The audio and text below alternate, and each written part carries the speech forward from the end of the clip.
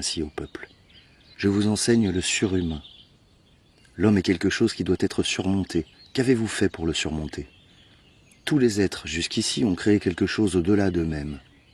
Et vous voulez être le reflux de cette grande marée et vous préférez retourner à l'animal plutôt que de surmonter l'homme? Qu'est-ce que le singe pour l'homme?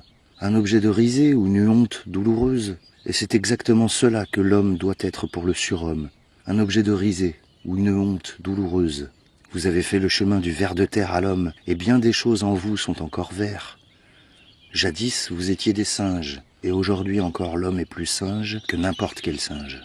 Mais même le plus singe d'entre vous, celui-là n'est qu'un assemblage disparate et divisé de la plante et du fantôme. Mais est-ce que je vous dis de devenir des plantes ou des fantômes? Voyez, je vous enseigne le surhumain. Le surhumain est le sens de la terre. Que votre volonté dise que le surhumain soit le sens de la terre. Je vous en conjure, mes frères, restez fidèles à la terre et ne croyez pas à ceux qui vous parlent d'espérance supraterrestre. Ce sont des empoisonneurs, qu'ils le sachent ou non. Ils méprisent la vie. Ce sont des mourants, eux-mêmes empoisonnés, dont la terre est fatiguée. Alors qu'ils s'en aillent donc. Jadis, le blasphème contre Dieu était le blasphème le plus grand, mais Dieu mourut. Et alors, les blasphémateurs moururent eux aussi. Blasphémer la terre et attacher plus de prix aux entrailles de l'impénétrable qu'au sens de la terre, voilà ce qui maintenant est ce qu'il y a de plus effroyable. Jadis, l'âme regardait le corps avec mépris, et en ce temps-là, ce mépris était ce qu'il y avait de plus haut. L'âme voulait le corps maigre, hideux, affamé. C'est ainsi qu'elle pensait lui échapper, à lui et à la terre. Oh, cette âme! Elle était elle-même encore maigre, hideuse et affamée. Et la cruauté était la volupté de cette âme. Mais vous aussi, mes frères, dites-moi, votre corps, qu'annonce-t-il de votre âme? Votre âme n'est-elle pas pauvreté et saleté? N'est-elle pas un misérable bien-être? En vérité, l'homme est un fleuve malpropre. Il faut être un océan pour pouvoir recueillir un fleuve malpropre sans se salir soi-même. Voyez, je vous enseigne le surhumain.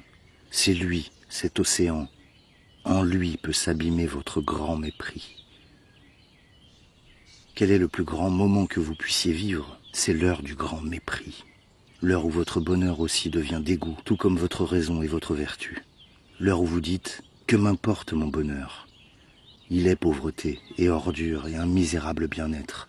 Or mon bonheur devrait à lui seul justifier l'existence entière. L'heure où vous dites « Que m'importe ma raison ?» A-t-elle faim de savoir comme le lion a faim de nourriture? Elle est pauvreté et ordure et un misérable bien-être. L'heure où vous dites « Que m'importe ma vertu ?» Elle ne m'a pas encore fait délirer. Je suis fatigué de mon bien et de mon mal. Tout cela est pauvreté, ordure et un pitoyable bien-être. L'heure où vous dites « Que m'importe ma justice ?»